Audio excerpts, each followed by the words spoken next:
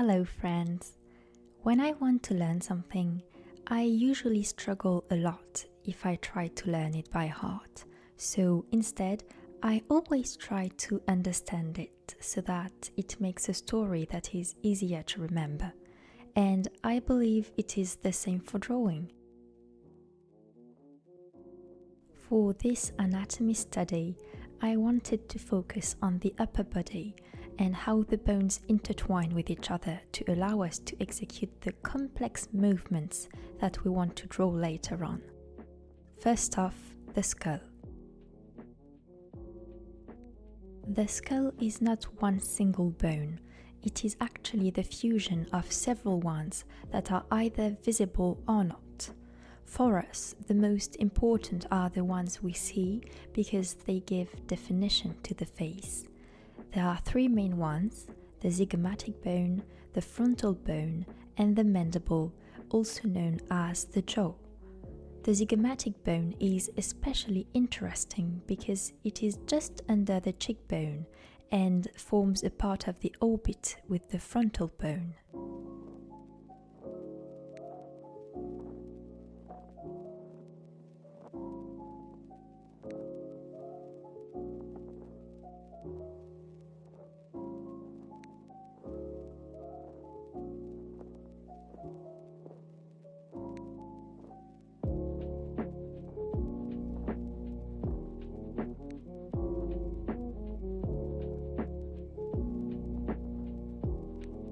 When you want to draw the jaw and you don't know where to place it, just remember that the angle of the bone is located on the line that splits the skull in half.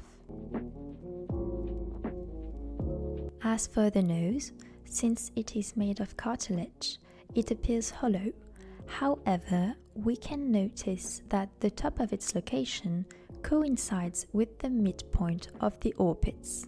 So once you know the top and bottom limits of the nose, you can just make it any shape you'd like as long as it is anatomically coherent.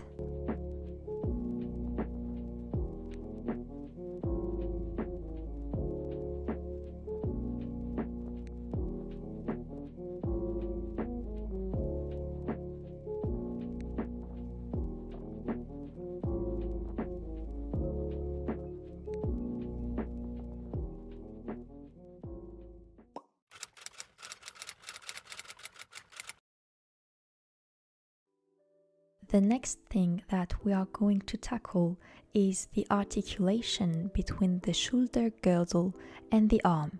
So there are again three bones: the clavicle, the scapula, and the humerus. Basically, the humerus and the scapula work exactly like the joystick on a game controller. It allows us to rotate our arm in all directions, and the clavicle is the link of this articulation to the ribcage, more specifically to the sternum.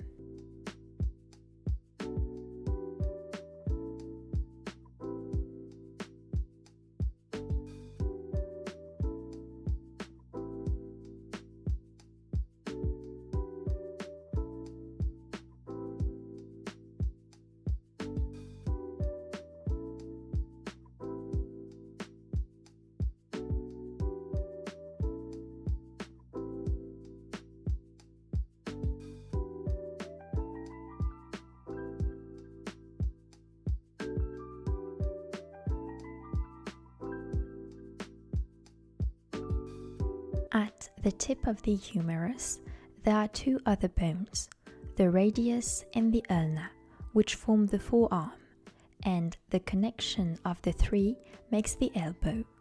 The elbow functions like the lever of a slot machine, which means that you can only bend your arm in one direction. As you can see, the arm and the forearm are basically as long.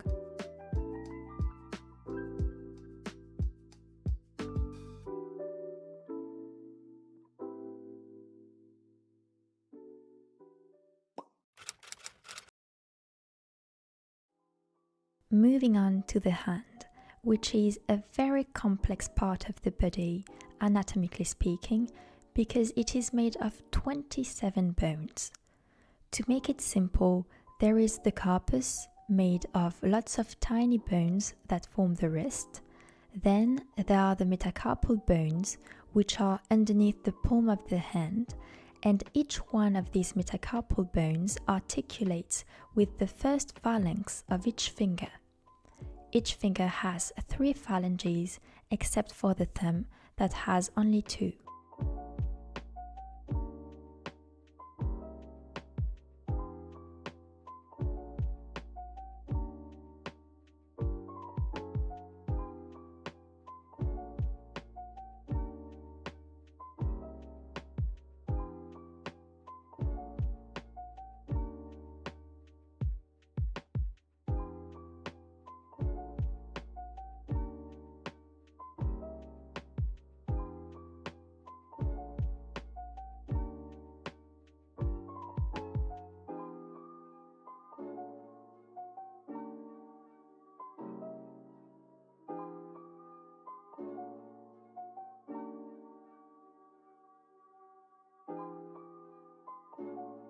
The wrist connects to the radius and the ulna at the top and rotates in every direction, just like the shoulder, even though it is not the same type of articulation.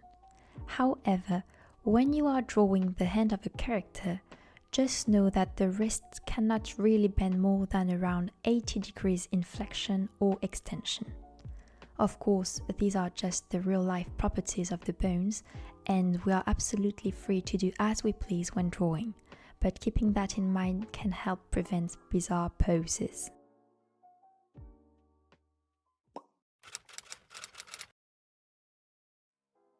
Okay, so it is great, we know the basics of each articulation of the upper limb, but how does it connect to the rest of the body? Well, the key bone is the sternum, which really looks like a tie.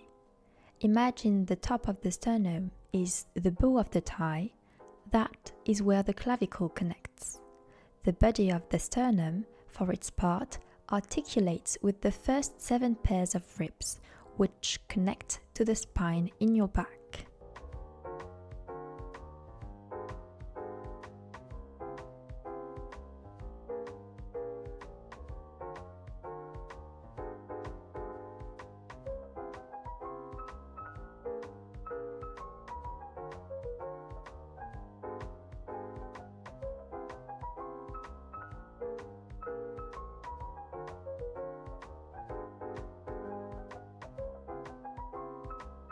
Now, when you want to grab something, you usually stretch out your arm to reach it, and that is possible because the muscles make your scapula sort of slide on your ribcage to the left or to the right.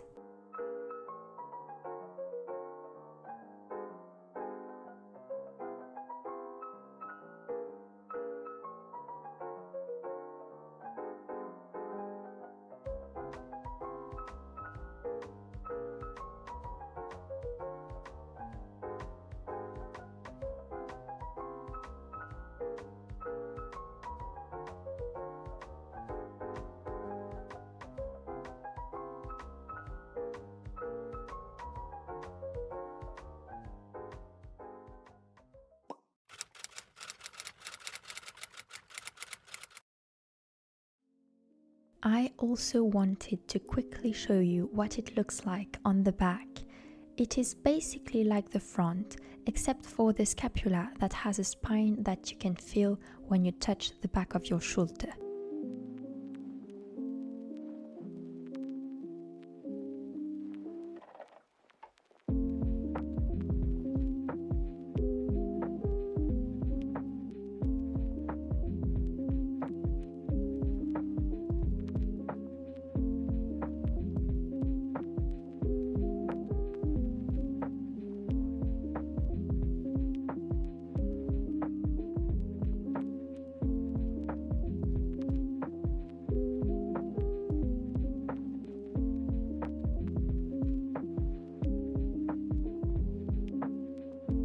The elbow, however, looks a little different from the front because the ulna has this sort of head called the olecranon that goes higher and it is what makes the elbow look a little bit sharp when you bend your arm.